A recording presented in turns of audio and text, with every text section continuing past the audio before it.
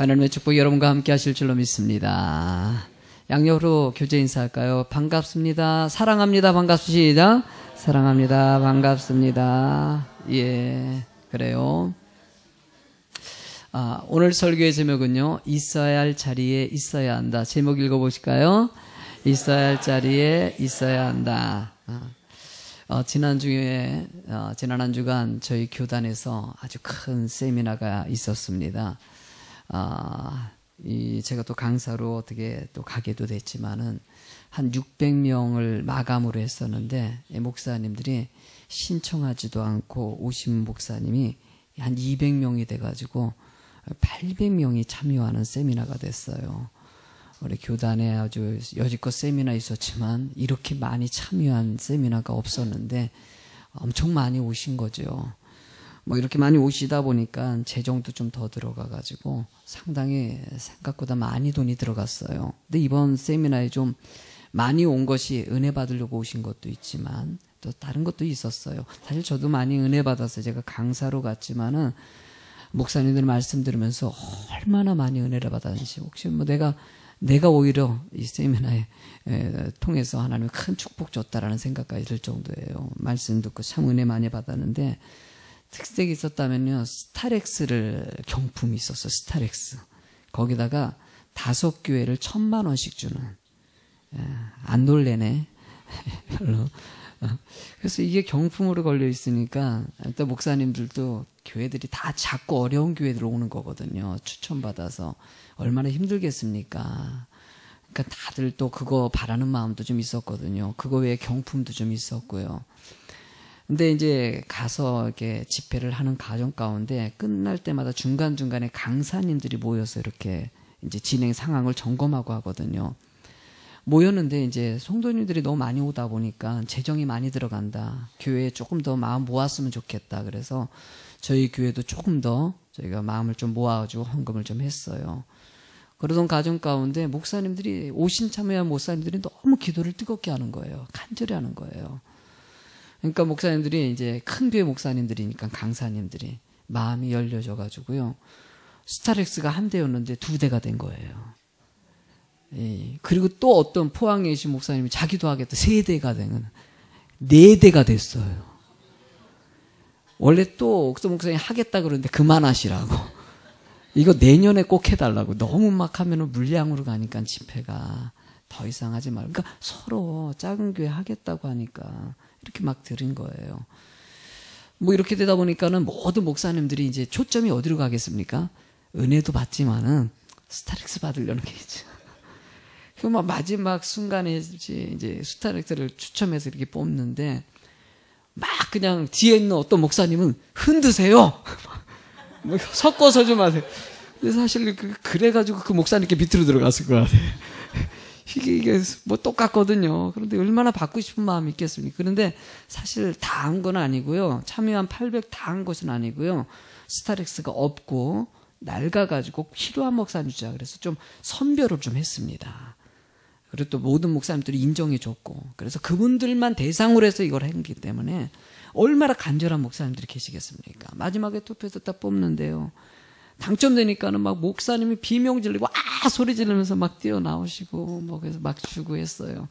어떤 하나 딱 보는데 사모님이 뽑혔어요. 사모님이 막 그거 받고 와가 아니라 주면은 와인데 그 사모님은 갑자기 우시는 거예요.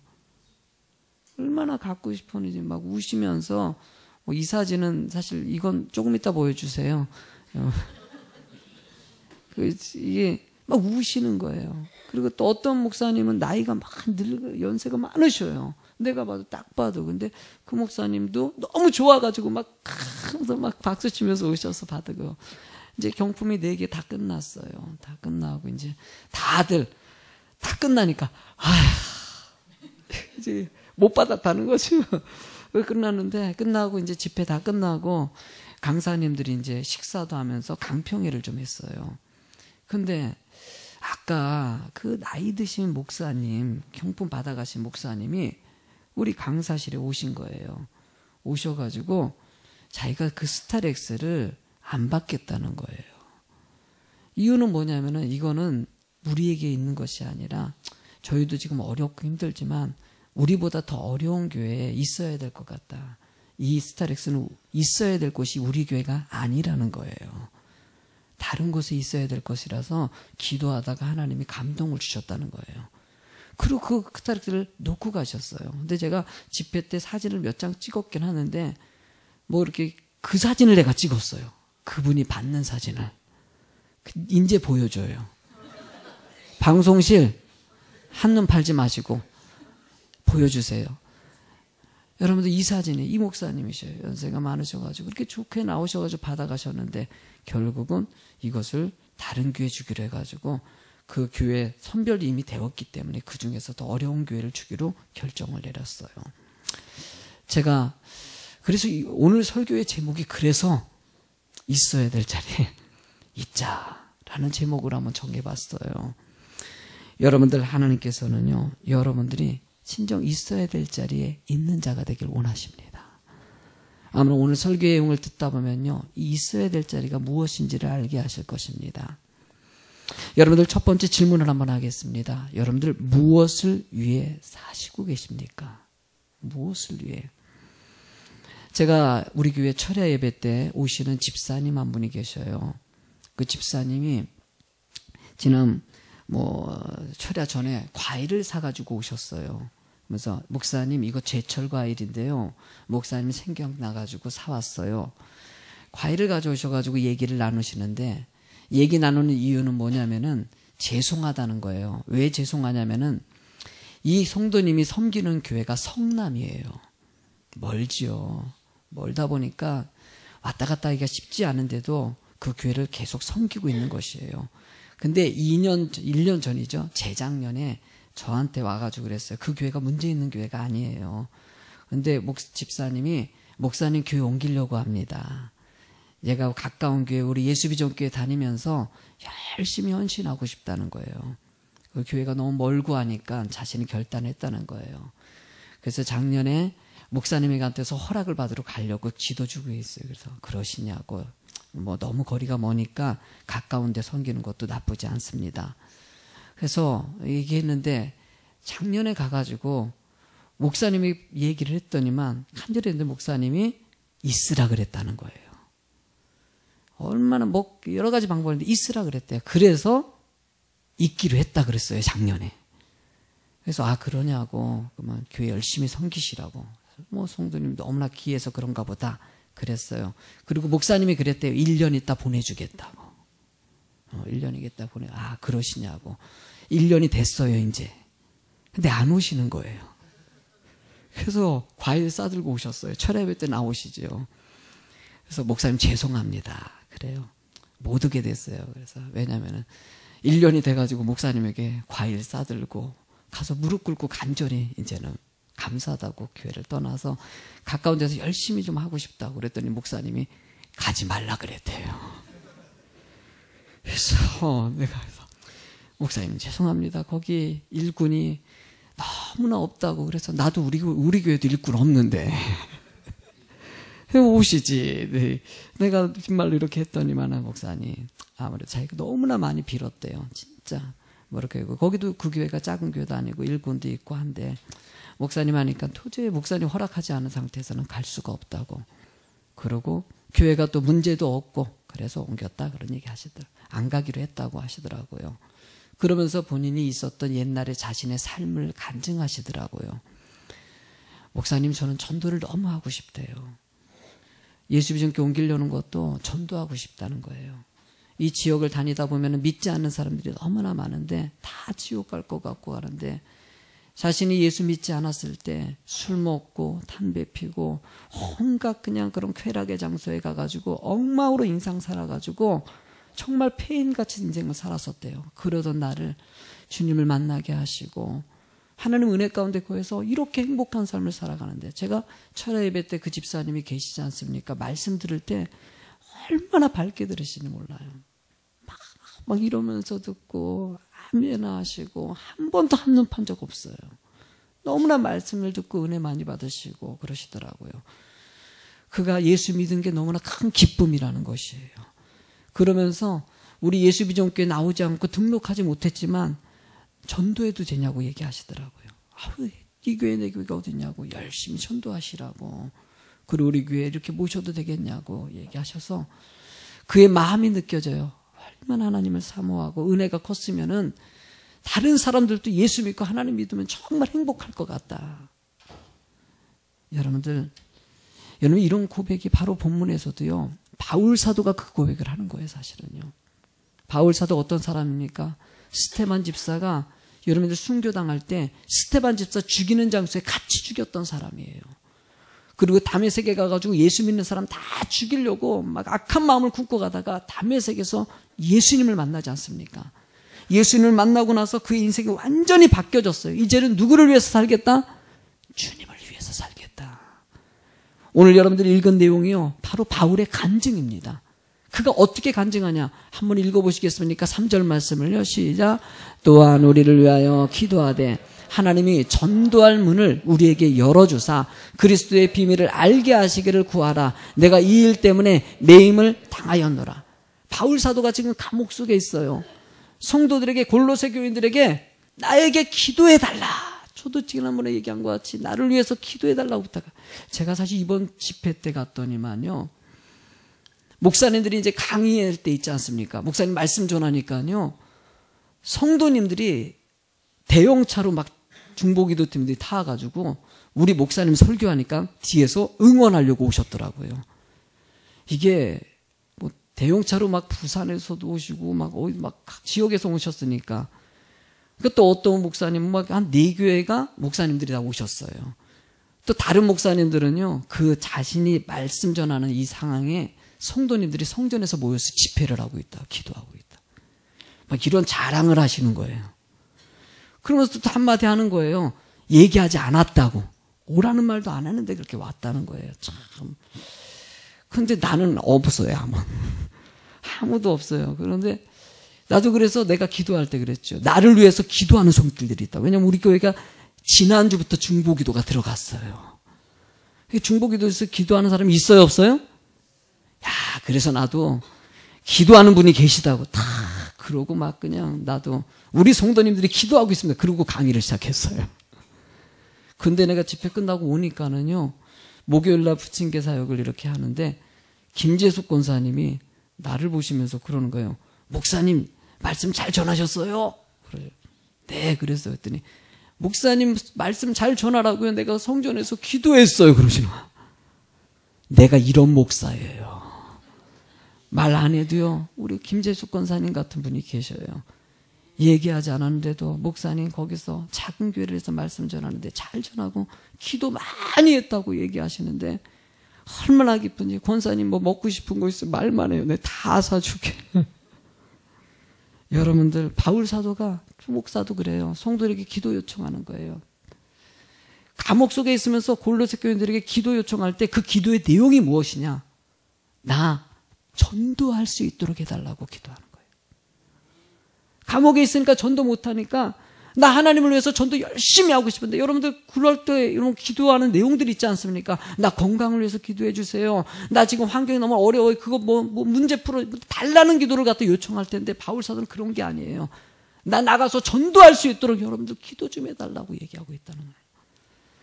여러분들, 바울 사도의 인생은요, 오직 전도를 위해서 주님의 은혜를 전하는 데 삶을 전폭적으로 살았던 사람이에요.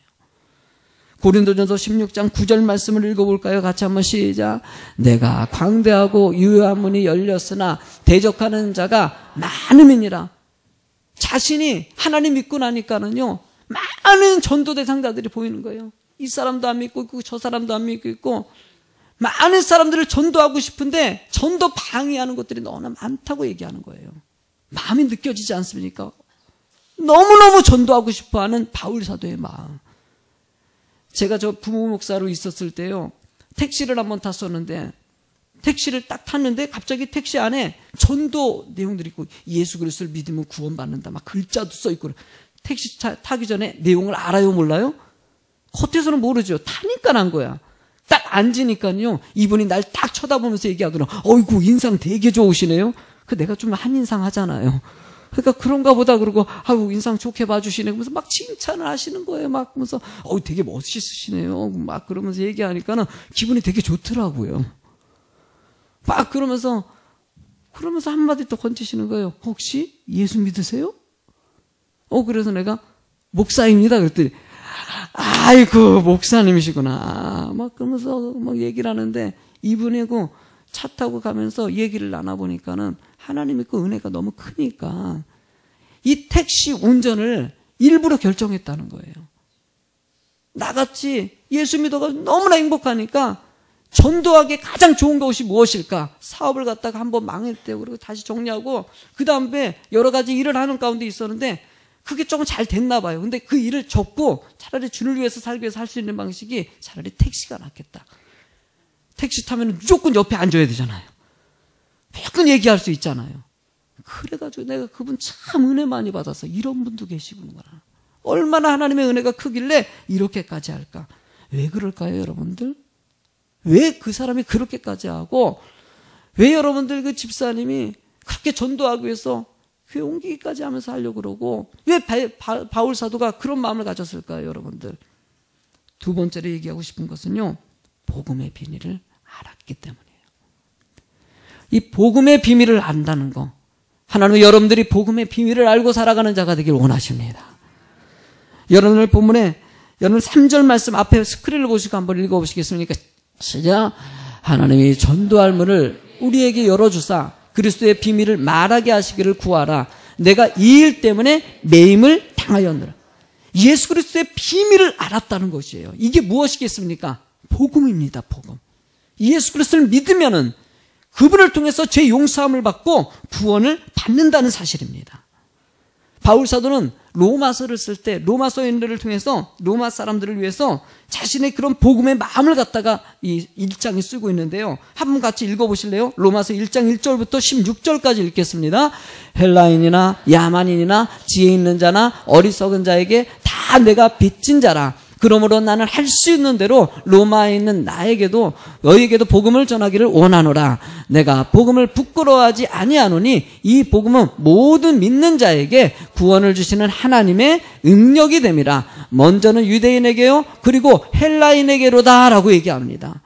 바울 사도가 빚졌다고 표현합니다. 내가 이거는 꼭 해야 될 것인데 전도하는 것이 하나님이 나를 구원하신 것이 은혜가 감사하니까 전도해야 되는 것이. 그러면서 한마디 더 붙이지 않습니까? 할 수 있는 대로 내 역량을 다해서 전도하겠다는 거예요. 마지막에는요, 모든 믿는 자에게 구원을 주시는 능력이기 때문이라고 얘기하고 있습니다. 여러분들, 하나님의 능력이 여러분들에게 임한 걸 믿으십니까? 왜 우리가 전도합니까? 그 사랑을 알았기 때문이죠. 제가 남궁한 목사님이라는 분이 계셔요. 이 목사님이 자신이 이제 말씀에 강조하는데 엄마가 4명이었다는 거예요. 이게 뭘 뜻하겠습니까? 엄마가 어렸을 때 죽고 나서 부모가 바뀐 거죠. 한 번 바뀌었는 줄 알았는데 2번, 3번이나 바뀌었어요. 계모에게, 내가 이번에 뉴스에도 보니까는요, 계모에게 애가 맞아가지고 그렇게 하다가 도망가가지고 결국은 죽음을 당해가지고 땅에 묻혔던 이 7살 아이. 이 사회가 이렇게 악해져 가는데 여러분들 기도 좀 하세요. 아멘. 사회가 이 모양인데 왜 교회가 이렇게 힘을 잃어가는지 모르겠어요. 여러분들 기도하라는 거예요. 여러분 그 아이도요, 우리 이 남궁 어렸을 때 그렇게 맞고 자랐던 것이에요. 그래가지고 가출도 하고 중학교도 제대로 못 다니고 고등학교도 제대로 못 다닌 거예요. 머릿속에 든 것이 없죠. 늘 카바레라든지 뭐 그냥 어디 장사하고 뭐 이러면서 인생을 갖다 완전 엉망으로 술, 담배 뭐 못하는 모든 악한 것은 다 하면서 인생 살았던 거예요.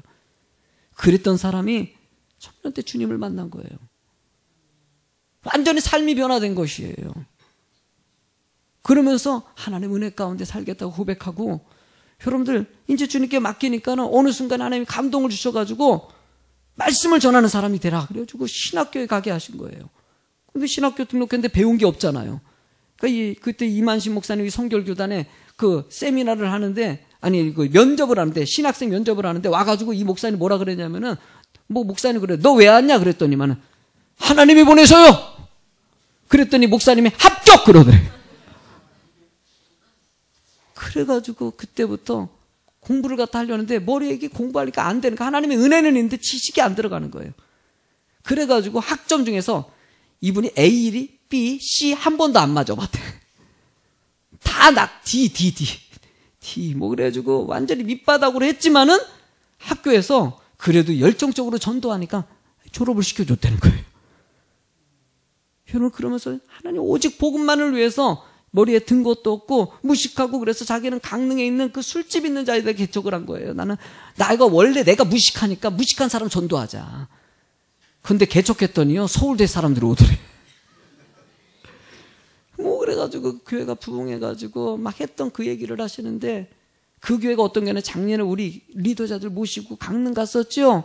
그 목사님이에요. 리더자들은 다 아시죠?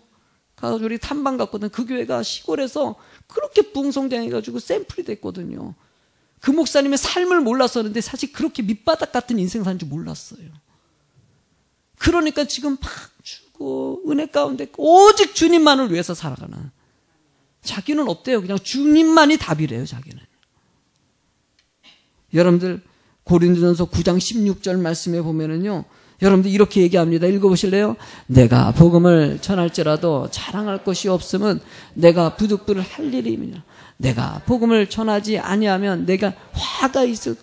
목사님이요, 나 안전하면 안 된다는 거예요. 모든 성도님과 함께 주의 복음을 증거하는 것이 삶의 전부라고 얘기하고 있어요. 여러분들, 이런 복음을 왜 전해야 될까요? 여러분들 왜 전해야 될까요? 마지막 제일 중요한 얘기를 좀 하고자 합니다. 같이 제목을 읽어주시겠습니까? 있어야 할 자리에 있어야 할 자리에 있어야 한다. 여러분 4절 말씀을 읽어보실까요? 시작. 그리하면 내가 마땅히 할 말로써 이 비밀을, 이 말이 뭡니까? 내가 정말 하나님의 은혜 가운데 오직 복음을 증거하면서 살겠다는 고백입니다. 그런데 여러분, 바울 사도는 갈라디아서 1장 15절에 자신의 모습을 이렇게 고백합니다. 읽어볼까요? 네, 어머니의 태로부터 나를 택정하시고 그의 은혜로 나를 부르신 이가, 라고 얘기합니다. 뭐라고 합니까? 태중에서 이미 결정하셨다는 것이에요. 그러면 말로 한번 다시 한번 풀어봅시다. 여러분, 바울 사도가 고백하는 것은 나는 이미 옛날에 하나님이 정해놨는데 이리 돌고 이리 돌고 해가지고 이제서야 주님 앞에 나왔다는 것이에요. 주님 앞에 나와가지고 뒤늦게 믿었지만 이제 돌아왔지만은 하나님 은혜 가운데 열심히 살겠다고 고백하는 것이죠. 여러분들, 예수 믿는 사람들은요, 다시 돌아오는 것이에요. 선택했다고 얘기합니다. 이 말씀 보니까 누가복음 말씀이 생각나요.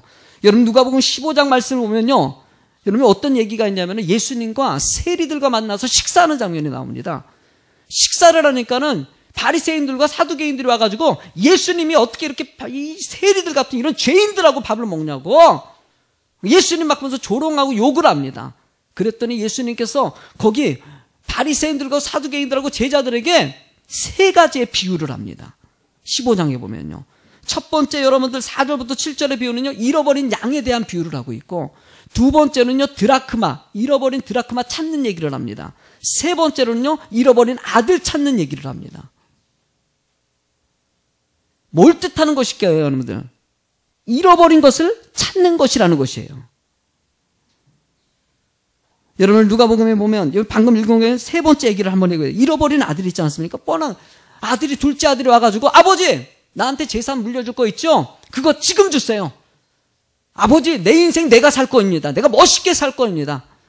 아버지가 그 돈을 갖다 줬어요. 그 돈 가져가지고 나름대로 멋지게 살아보려고 했는데 그 모든 돈을 갖다 다 잃어버리고 허랑방탕하게 다 써버리고 결국은 완전히 바닥이 돼버리더라는 것이에요. 그렇게 바닥되고 나서 그때서야 아버지가 떠올라가지고 아버지에게 다시 찾아왔다는 얘기가 탕자 얘기 아닙니까? 여러분들, 이 말씀을 읽다 보면요, 우리가 포인트가 있습니다. 가장 중요한 포인트. 그분은 누가복음 15장 14절 한번 읽어보실래요? 시작. 다 없앤 후 그 나라에 크게 흉년이 들어 그가 비로소 궁핍한지라. 여러분들, 우리가 탕자가 돌아오는 터닝 포인트를 뭘로 생각합니까? 다 떨어졌다는 것이에요. 가난해졌기 때문에 아버지에게 왔다는 것이에요. 여러분들, 이 없앴다는 것을 갖다가 우리가 생각할 때 다 돈을 써버렸다고 생각하는데 여러분 실제적으로 궁극적으로 우리 인생은요, 여러분 다 없어질 날이 와요, 안 와요? 다 옵니다. 이건요, 예수님께서 얘기한 것은 당장 네가 돈 썼다는 데 포인트를 두는 것이 아니라 모든 예수 믿지 않는 사람들이 다 없어질 날이 온다는 것이에요. 어떻게 전도사님들하고 같이 식사를 하는데, 목사님, 이게 어떤 사람이 방송에 나오는데 이 사람이 어렸을 때 너무나 어렵지만 성공한 거예요. 집을 샀는데 집 안에서 롤러스케이트 타고 다닌대요. 아니, 집이 얼마나 커길래 롤러스케이트 타고 다녀. 그런데도 돈을 갖다 더 벌려고 애를 쓰고 있고, 매달 말이면은요, 돈 때문에 스트레스를 받는데 월급 어떻게 줘야 되냐 막 그러면서. 그래요. 대궐 같은 집에 살아요. 많은 것을 가지고 있어요. 여러분들 그 모든 것, 지금 보니까 결혼도 안 한 사람이더라고 보니까. 근데 이 사람이 마지막 순간이 올까요, 안 올까요? 그렇게 대궐 같은 집도 영원히 같이 있어요, 없어요? 있을 수 있는 것이 아니라는 거예요. 어느 순간에 끝이 오면요, 명예이건 물질이건 건강이건 모든 것이 다 끝나버린다. 다 없어질 날이, 여기 본문의 말씀같이 다 없어질 날이 온다. 근데 제일 중요한 것이 무엇입니까? 예수 그리스도의 믿음 안에 있는 것입니다. 그러면 다 없어지더라도 우리는 뭘 받습니까? 구원받는 사람이 된다는 거예요. 하나님 천국의 소망을 얻는 사람이 된다는 거예요.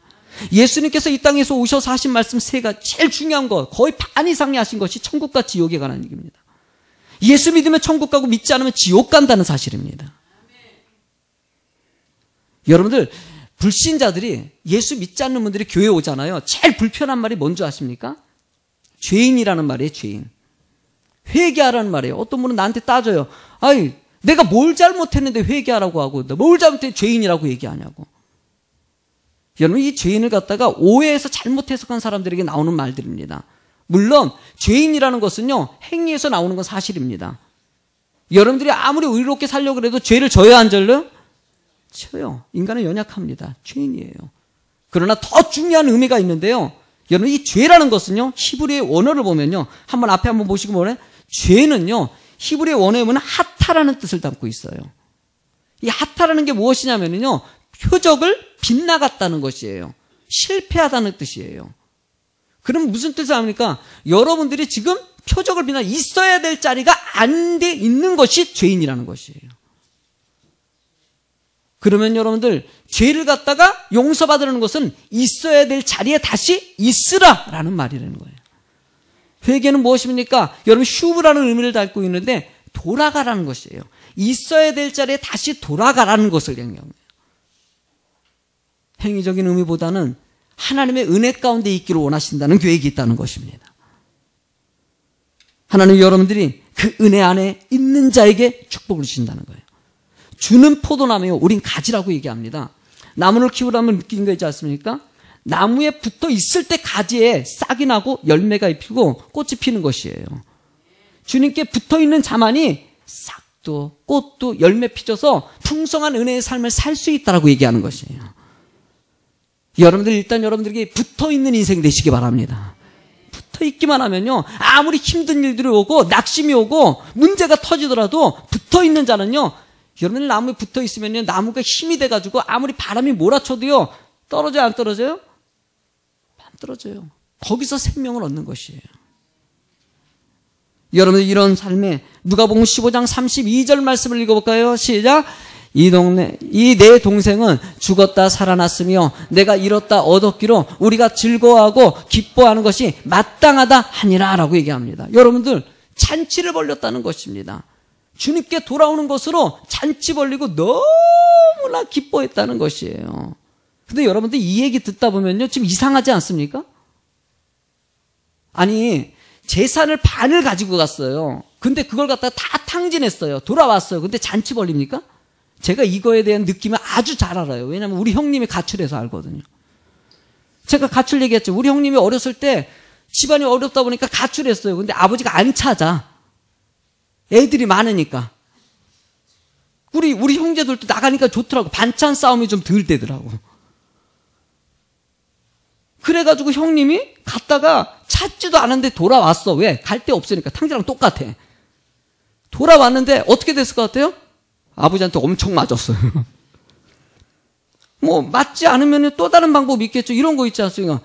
야, 너 왜 나갔어? 응? 그러면 안 돼. 얼마나 위험한데. 뭐 이런 얘기가. 여러분들 왔다고 해서 잔치 벌일까요? 막 음식 차려놓고 반지 끼워주고 심심 껴주고 어이구 야야야. 그러니까 형이 열받은 거예요. 성경 말씀에 보면요. 그 형이요 열받아가지고 아버지 이건 아니잖아요. 동생은 제사를 다 탕진하고 지 멋대로 인생 살다가 다 날렸는데 얘는 왜 잔치를 벌려주고 나는 옆에서 이렇게 열심히 일하고 애를 쓰고 노력했는데 왜 나는 송아지도 아니 양아도 안 잡아주냐고. 말이 돼요 안 돼요? 여러분 근데 오늘 비유 든 것도요 다 비슷해요. 왜냐면은요 첫 번째 양의 비유 99마리를 내비두고 한 마리 양을 찾아요. 이해가 가요 안 가요? 이해 가요? 한 마리를 찾아가요. 드라크마 비유는 더 기가 막혀요. 드라크마는요 드라크마 찾았다고 잔치 벌린 여인의 이야기가 들어가 있어요. 근데 드라크마가 우리나라 돈으로 따지면요 지금으로 따지면 5만 원이에요. 5만 원. 여러분 5만 원 찾았다고 잔치 벌리는 사람 있어요? 혹시 있습니까 여기? 혹시 잃어버렸던 5만 원을 찾았어요. 그래서 5만 원 찾았다고 동네방네 다 여기 그러거든요. 이 여인이 5만 원 찾았다고 여러분들 마을 사람 다 모이세요. 우리 잔치 너무나 행복해요. 말이 돼요 안 돼요? 이유가 뭡니까 여러분들? 이유는요 잃어버린 것을 찾았다는 것을 얘기하고자 하는 거예요. 아무리 물질이고 명예고 건강이고 간에 이게 중요한 것이 아니라 천국의 자리에 하나님의 천국의 소망을 얻는 것이 이 세상에서 제일 중요하다는 것을 얘기하는 거예요. 여러분들 이게 이해가 안 가죠? 제가 이해가는 은혜 어저께 저녁에 이게 떠오르게 하나 있어요. 제가 1년 전 작년에요. 이 거맘 지역에 이게 누가 이렇게 포스터를 하나 이게 고양이를 찾는다는 광고를 붙였어요. 고양이 찾는다는. 그런데 멀리서 딱 지나가는데 고양이를 찾습니다. 사진 붙여놨더라고요. 근데 여기서 사례금이 100만 원. 그러니까 내가 그냥 보통 때면 그냥 지나갈 텐데 100만 원 하니까 또 가서 또 읽어봤네. 아니 가서 딱 읽어보니까는요 100만 원 써있는데 그 밑에 뭐라고 하니 사연이 써있더라고요. 여러분들 읽은 분이 있을지도 모르겠어요. 많이 붙여놨었으니까 그분이 이 고양이를 자신이 길거리에서 고양이를 주운 거예요. 주워가지고 자기가 애지중지 키운 거예요. 근데 그 고양이가 그런 상황에서 잃어버린 거 도망가 버린 거예요. 그러니까는 이 고양이를 찾겠다는 것이에요. 정말 이 고양이 너무 소중하다는 거예요. 가만 들어보니까는요, 아유, 이거 뭐 돈 들이고 산 것도 아니고, 주순 건데, 뭐 저렇게까지 하냐라는 생각인데, 막 그런 마음이 느껴지다가 우리 교회 동물 좋아하시는 분이 계셔요. 그래서 그분 앞에서 그런 얘기를 했어요. 아이고, 어떤 분이 100만 원을 갖다고 올더래. 내가 그것 때문에 한동안 고양이만 보고 돌아다녔네. 아니, 혹시나 또 그냥 그 비슷한 고양이 발견될지 않을까. 결국 못 찾고 말하는데. 그 우스갯소리로 그 얘기를 했더니만 그분이 그러나, 목사님, 아마요, 그분요, 지금 울고 있을걸요, 그러는 거예요. 그리고 그 고양이 찾으면은요, 그 고양이 끌어안고 울 거라고. 너무나 좋아서. 왜 그러냐 했더니, 동물 사랑하면 그렇게 돼요. 원인은요, 고양이 잃어버린 게 있는 것이 아니에요. 내 사랑하는 사람이 있어야 될 자리에 없으니까 마음이 아픈 거예요. 예수님께서 왜 99마리의 양을 두고 여러분들 한 마리를 찾아가시냐? 왜 돈을 다 탕진하고 들어온 이 아들을 갖다가 맞이해서 잔치를 벌이냐? 사랑하기 때문에. 있어야 될 자리에 있는 자가 된 것이 너무나도 소중하기 때문에 그렇다는 거예요. 여러분들 왜 여러분들 전도하십니까? 여러분들이 하나님의 은혜를 받았기 때문이죠. 나만 천국 가는 것이 아니라 나만 평안을 얻고 나만 기뻐하는 것이 아니라 모든 사람들이 하나님의 기쁨 가운데 살아가길 원하는 거 아니겠습니까? 저도 마찬가지죠. 청년 때 하나님 믿어가지고 왜 목사가 됐습니까? 너무나 좋으니까요. 하나님께 드리고 싶은 거예요. 하지 말라 그래도 하고 싶어지는 거예요. 이번에도요. 제가 세미나를 갔는데 너무나 목사님들이 열심히니까 경품이 이렇게 하는데 저도 이렇게 경품이 조금 모자릅니다. 150개인데 모자른데 더 했으면 좋겠습니다. 목사님이 강사님이 얘기했었는데 나도 감동을 주는 거예요. 근데 제가 사실 가진 돈이 좀 있었어요. 최근에 우리 장로님 가족이 다 떠나지 않으셨습니까? 이 지방으로 내려갈 수밖에 없어서 가셨는데 그런데 장로님이 가시면서 저한테 봉투 하나를 주시는 거예요. 제가 이렇게 돈 같은 거 목사에게 주지 말라고 했는데도 또 그렇게 주시는 분이 계셔요. 근데 이렇게 주셨는데 내가 안 받겠다는 목사님 이거라도 식사라도 하세요. 봉투 내용 금액 보지도 않았어요. 넣고 성경책 넣어놨어요. 이철구 집사님 떠나면서 또 봉투 주고 가시더라고요. 왜 이렇게 떠나시는 분이 가지 마세요. 어쩔 수 없이 뭐 대구라든지 뭐 멀리 와가지고 어쩔 수 없이 이사 갈 수밖에 없고 발령이 거기 와서 갈 수밖에 없어 가시는데 목사님 식사라고 용돈 주신 것 같아요. 뭐 지난주에 제가 설교를 갔다가 어떻게 했는지 여러분들이 나를 갖다 되게 뭐 어떤 분이 오셔가지고 또 밥 사 먹으라고 또 돈을 또 주셨어요. 일단 성경책에다 껴놨어요. 그리고 그렇게 내려갔지요. 이번에 강사를 갖다 강사비 안 받고야 그랬거든요. 그러니까 돈이 다 들어가야 돼요. 그래서 그거 쓰라는 거다. 돈을 다 챙겨가지고 갔어요. 가서 집회 착 참석하는데 은혜가 되는 거예요. 그래서 그 봉투를 다 꺼내봤어요. 그래가지고 이거 꺼내보고 이렇게 주신 거 모으고 내 주머니에 있는 거 지갑에 있는 거 다 털어서 모으니까 50만 원 정도 되더라고요. 이거 경품으로 쓰라고 부목사에게 드렸더니 부목사님이 너무 감사하다고 이거 하셔가지고 10만 원짜리 상품권 5장에서 이렇게 드리겠다고. 여러분들 내가 그거 주면서 좋았을까 안 좋았을까요? 너무 기분이 좋았어요. 왜냐하면 은혜가 되니까는요. 은혜가 되면요 일하기 싫더라도 하고 싶어져요. 새벽 기도에 은혜가 되면 나오고 싶어지는 거예요. 뭔가 봉사하고 싶어지는 거예요. 은혜가 떨어지면요 아무리 말을 해도요 되는 게 아니에요. 여러분들 예수님은 우리를 위해서 십자가에 죽으셨습니다. 여러분을 구원하시기 위해서 모든 고난 다 당하셨습니다. 여러분들 이것이 가장 큰 은혜입니다. 이 은혜를 잊지 않는 성도가 되시기 바랍니다. 저는 우리 성도님들이 그 은혜 가운데 하나님만 바라보고 살아가는 주의 성도들이 꼭 되길 간절히 소망해요. 제가 이번 주 철야 때 불렀던 찬양이 있거든요. 요즘에 철야 예배 때 사실은 제가 우리가 여기가 지금 민원이 많아가지고 내가 언젠간 하나님께서 이제 이런 비전센터 주실 거란 기도를 좀 더 해야 되겠다 생각이 들어요. 왜냐하면 내 눈치 보느라고 철야 예배 때 기도를 주여 삼창 안 하기로 약속을 했거든요. 시간 딱 10분 5분 하기로 했거든요. 그러다 보니까 기도를 못 하는 거예요. 내가 지난주에 기도 얘기하지 않습니까? 우리 교인들 기도 진짜 안 해요. 이번에 강의 듣다 보니까 다른 목사님들이 기도 엄청 뜨겁게 하는 교회들이더라고요. 내가 그래서 지난 금요일 날은요 내가 그냥 욕먹더라도 하자 그러고 그냥 기도 엄청 했어요. 아마 철야 참석하신 분은 알 겁니다. 엄청 기도했어요. 그래 계속하자. 그 욕먹더라도 하자. 앞으로 제가 다른 거 몰라도 시간은 지키더라도 기도는 뜨겁게 지켜야 되겠다. 우리 성도님 기도 너무 안 한다. 고마운 건 지난주 기도 얘기했더니 새벽 예배 시간에 성도 숫자가 좀 달라졌더라고요. 안 나오신 분들이 나와주시고 기도하며 출근하시겠다고 다 옷 입고 나오셔서 출근하시는 분들 계시고 나 우리 성도님 참 고마운 것 같아요. 뭔가 애쓰려고 하는 노력하는 모습 보니까 참 우리 교회 희망이다 생각이 들어요. 왜 그럴까요 여러분들? 주님의 은혜 천국의 소망을 받았기 때문에요. 우리 찬양 부를까요?